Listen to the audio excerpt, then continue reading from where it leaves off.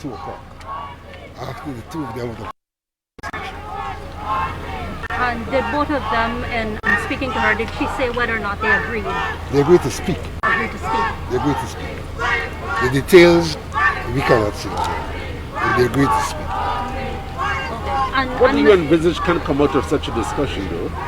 What we proposed was that the item, the way forward, be discussed between the two of them, given the fact that we do not think the recount tabulations should or can be used to declare result. That was a unanimous decision by the... No, that was not unanimous. That is our disposition in terms of the recount. So is it that the chairman agreed to that decision, or she just She decided agreed to to facilitate the conversation. And it would be just the two leaders. This would not include her, the chairperson. No. Okay.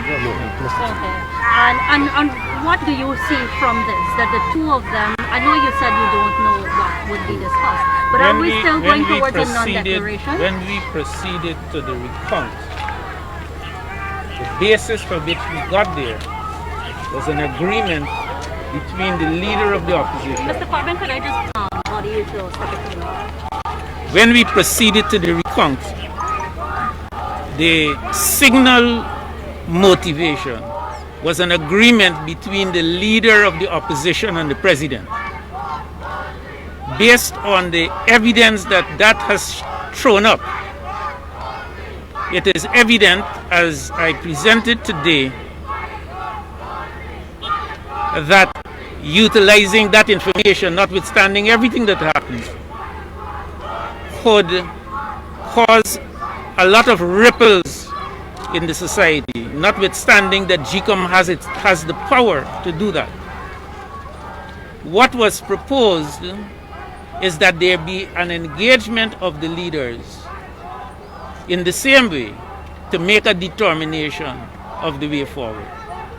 The chairman acceded to that request after some exchanges, of course. She engaged with each, she reported when she came back, and she has asked on the basis of the interactions that we adjourn our deliberations until 2 p.m. today. Well, why did you make that suggestion? I understand what you're saying about what happened before, but why did you see it wise to make this suggestion when in fact what I'm saying to you is that is the extent of the statement and update that I will be prepared to give at this time. But do you think that is really... You've heard everything that I said. But already the opposition leaders saying that... the latest conversation with the leaders occurred between the chairman and the leader of the opposition a short while ago.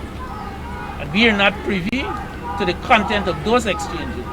What we have as an outcome of that is that we should adjourn our process until 2 p.m. What my colleague is asking is why make the suggestion when these two leaders met, decided on a recount, that is the current, and it was challenged before. This is the current way, because our agenda today was to discuss the way forward.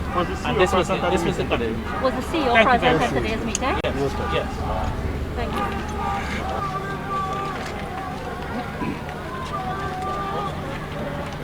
Could you give us an understanding of what happened? We understand that the Chief Elections Officer has presented a report, and he's using the recount figure. I also saw in a preamble to that, he spoke about the report not reflecting the will of the people, but nonetheless he's operating based on the directives. I've also seen a statement by you and fellow commissioners here that you're distancing yourself from this declaration. Could you give us an understanding of... That's quite correct. We are of the continued firm conviction that we entered into a process called recount, which was intended to do a tabulation of the votes, as well as to make observations so we could arrive at a credible result. No one in this country has attempted in any way to question the fact that impersonation has been perpetuated during the elections, that dead people voted, that people who did not have the relevant documents for employment, certificates of employment, voted. The people who did not have the relevant affidavits voted. And therefore, these results are undoubtedly corrupted. There are those who are arguing that this is a matter for a petition. We, however, feel firmly that we have a very peculiar situation where we've been able to discern these things before we got to the end. And it's unjust for us to take a decision on results, knowing that those results are corrupted and fraudulent.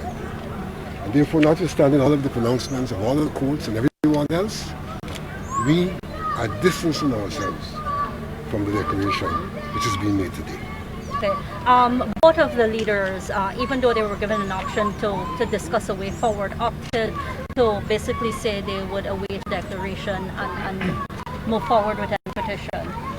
I am not quite sure that that was the initial disposition of Mr. Granger. I think Mr. Granger was prepared to enter into discussions.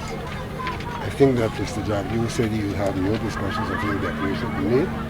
I think in the national interest, because of not of elections, because of the state of the nation, and what is the declaration at today's meeting, or is this the? We have not witnessed a declaration. In the normal way, there is haggling even about sentences in the report. And so we departed, and the hagglers continued to haggle. Okay. So you left the meeting? Yes. Okay. That's how we have disassociated ourselves from the declaration. Okay.